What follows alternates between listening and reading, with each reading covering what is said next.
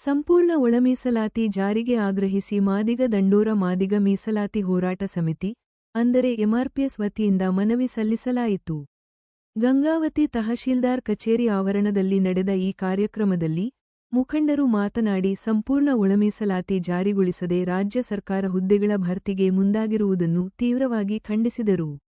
ತಹಶೀಲ್ದಾರ್ ಮುಖಾಂತರ ಮುಖ್ಯಮಂತ್ರಿ ಸಿದ್ದರಾಮಯ್ಯ ಅವರಿಗೆ ಮನವಿ ಸಲ್ಲಿಸಿದ ಅವರು, ಕೆಲ ರಾಜಕಾರಣಿಗಳ ಒತ್ತಡಕ್ಕೆ ಮಣಿದು ಅರೆಬರೆ ಒಳಮೀಸಲಾತಿ ಜಾರಿಗೆ ಸರ್ಕಾರ ಮುಂದಾಗಿರುವುದು ಸರಿಯಲ್ಲ ಎಂದು ಹೇಳಿದರು. ಸುಪ್ರೀಂ ಕೋರ್ಟ್ ಆದೇಶದಂತೆ ಮೊದಲು ಸಂಪೂರ್ಣ ಒಳಮೀಸಲಾತಿ ಜಾರಿಗೊಳಿಸಿ ನಂತರವೇ ಹುದ್ದೆಗಳ ನೇಮಕಾತಿ ಪ್ರಕ್ರಿಯೆ ಆರಂಭಿಸಬೇಕು ಎಂದು ಆಗ್ರಹಿಸಿದರು. ಇದೇ ವೇಳೆ ಮಾರ್ಚ್ 12ರಂದು ಬೆಂಗಳೂರಿನ ಫ್ರೀಡಂ ಪಾರ್ಕ್ನಲ್ಲಿ ನಡೆಯಲಿರುವ ಮಾದಿಗರ ಧರ್ಮಯುದ್ಧ ಪ್ರತಿಭಟನೆಗೆ ಕೊಪ್ಪಳ ಜಿಲ್ಲೆಯ ಮಾದಿಗ ಸಮುದಾಯದವರು ಹಾಗೂ ಎಂಆರ್ಪಿಎಸ್ ಪದಾಧಿಕಾರಿಗಳು ಲಕ್ಷಾಂತರ ಸಂಖ್ಯೆಯಲ್ಲಿ ಭಾಗವಹಿಸಬೇಕೆಂದು ಅವರು ಕರೆ ನೀಡಿದರು. ಹೋರಾಟದ ಒತ್ತಡಕ್ಕೆ ಮಣಿದು ಸಚಿವ ಸಂಪುಟದಲ್ಲಿ ಒಳ ಮೀಸಲಾತಿ ಜಾರಿಗೆ ತರುತ್ತೇವೆ ಎಂದು ತಾತ್ವಿಕವಾಗಿ ಒಪ್ಪಿಕೊಂಡು 25 ಆಗಸ್ಟ್ 2025ರಂದು ಆದೇಶ ಹೊರಡಿಸಿದೆ. 2025 ಚಳಿಗಾಲ ಅಧಿವೇಶನದಲ್ಲಿ ಶಾಸನಬದ್ಧ ಕಾಯ್ದೆ ಜೈ ಮಾದಿಗ, ಜೈ ಜೈ ಮಾದಿಗ. ಮಾದಿಗ ದಂಡೋರ ಮಾದಿಗ ಮೀಸಲಾತಿ ಹೋರಾಟ ಸಮಿತಿ ಕೊಪ್ಪಳ ಜಿಲ್ಲಾ ವತಿಯಿಂದ ಮಾನ್ಯ ಮುಖ್ಯಮಂತ್ರಿ ಕರ್ನಾಟಕ ಸರ್ಕಾರ ವಿಧಾನಸೌಧ ಬೆಂಗಳೂರು ಇವರಿಗೆ ನಮ್ಮ ಗಂಗಾವತಿ ತಾಲೂಕಿನ ಮಾನ್ಯ ಗಂಗಾವತಿ ತಹಶೀಲ್ದಾರ್ ಅವರ ಮುಖಾಂತರ ಮನವಿ ಪತ್ರ ನೀಡುತ್ತಿದ್ದೇವೆ. ಮನವಿ ಏನಂದರೆ, ನಮ್ಮ ಮಾದಿಗರಿಗೆ ಈ ಕಾಂಗ್ರೆಸ್ ಸರ್ಕಾರ ಬಹಳಷ್ಟು ಅನ್ಯಾಯ ಮಾಡ್ತಿದೆ. ಯಾಕೆಂದರೆ ಸುಮಾರು 1.5 ವರ್ಷ ಆದರೂ ಸುಪ್ರೀಂ ಕೋರ್ಟ್ ಆದೇಶ ಮಾಡಿದ್ರೂ ಸಹ ನಮಗೆ ಒಳ ಮೀಸಲಾತಿ ಜಾರಿ ಇನ್ನೂ ಮಾಡ್ತಾ ಇಲ್ಲ. ಈಗ ಮತ್ತೆ ಹೊಸದಾಗಿ ಏನಂದರೆ 56,000 ಹುದ್ದೆಗಳನ್ನು ಒಳ ಮೀಸಲಾತಿ ಇಲ್ಲದೇ ಭರ್ತಿ ಮಾಡೋದಕ್ಕೆ ಹೋಗ್ತಾ ಇದ್ದಾರೆ. ನಮ್ಮ ಬೇಡಿಕೆ ಏನಂದರೆ ಸಂಪೂರ್ಣವಾಗಿ ಒಳ ಮೀಸಲಾತಿ ಜಾರಿ ಆಗಬೇಕು ಮತ್ತು ಈ 56,400 ಹುದ್ದೆಗಳನ್ನು ಒಳ ಮೀಸಲಾತಿ ಸಮೇತ ಭರ್ತಿ ಮಾಡಬೇಕೆಂದು ನಮ್ಮ ಮನವಿ.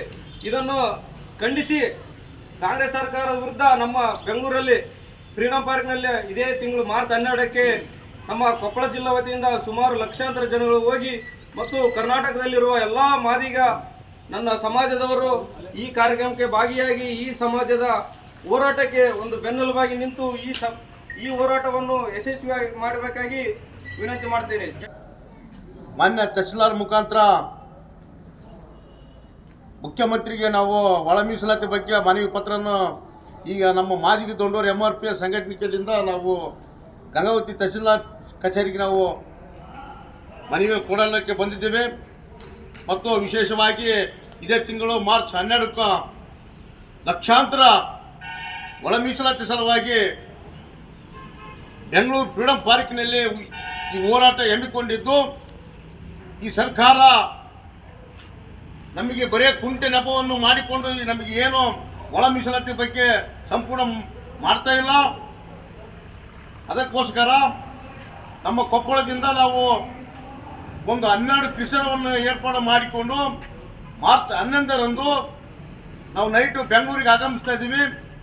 ಇನ್ನು ಹೆಚ್ಚಿನ ರೀತಿ ನಮ್ಮ ಮಾದಿಗ ದಂಡೋರ ಮತ್ತು ಮಾದಿಗ ಸಮಾಜದ ಎಲ್ಲ ಬಂಧುಗಳು ಈ ಒಳ ಮೀಸಲಾತಿಯನ್ನು ನಾವು ಜಾಗೃತಿ ಮೂಡುವ ಮುಖಾಂತರ ಎಲ್ಲರೂ ಹೋಗಿ ಅದನ್ನು ಯಶಸ್ವಿ ಮಾಡಬೇಕೆಂಬುದಾಗಿ ನಾವು ನಮ್ಮ ಸಂಘಟನೆಗಳಿಂದ ಮತ್ತು ಮಾದಿಗ ಸಮಾಜದ ಎಲ್ಲ ಬಂಧುಗಳಿಗೆ ನಾನು ವಿನಂತಿ ಮಾಡಿಕೊಳ್ತೇನೆ. ಮಾದಿಗ ದಂಡೋರ ಮಾದಿಗ ಮೀಸಲಾತಿ ಹೋರಾಟ ಸಮಿತಿ ಕೊಪ್ಪಳ ಜಿಲ್ಲಾ ಶಾಖೆಯಿಂದ ಗಂಗಾವತಿ ನಗರದಲ್ಲಿ ಮಾನ್ಯ ದಂಡಾಧಿಕಾರಿ ಸಾಹೇಬರಿಗೆ ನಾವು ತಹಸೀಲ್ದಾರ್ ಮುಖಾಂತರ ನಾವು ಮುಖ್ಯಮಂತ್ರಿಗೆ ನಾವು ಕಳಿಸ್ತಾ ಇದ್ದೀವಿ.